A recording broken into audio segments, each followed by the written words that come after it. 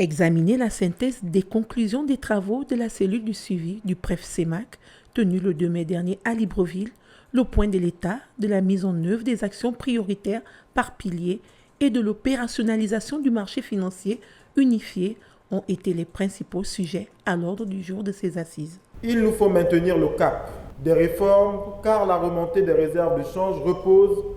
pour une large part sur la bonne tenue des cours du pétrole et l'application rigoureuse de la réglementation des changes. Le comité de pilotage, désormais doté d'un tableau de bord, a mis un accent particulier sur le suivi de l'évaluation et de l'évolution du dit programme. Pour une fois, nous avons non seulement un tableau de bord qui montre où nous en sommes, mais nous avons un document prospectif qui indique le chemin et qui nous permet, grâce à des indicateurs de performance et à des critères de réalisation,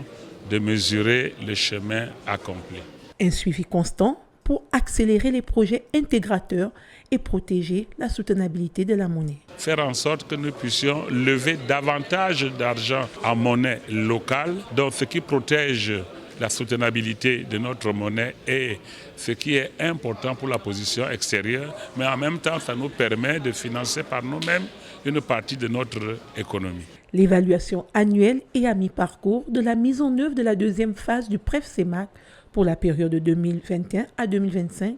indique un taux de réalisation de 62,2% sur l'ensemble des objectifs attendus. Des résultats assez encourageants au regard du taux de croissance du PIB expérimenté ces dernières années, à savoir 3,6% en 2024, 2,4%, 2,9% et 1,6% respectivement en 2023, 2022 et 2021.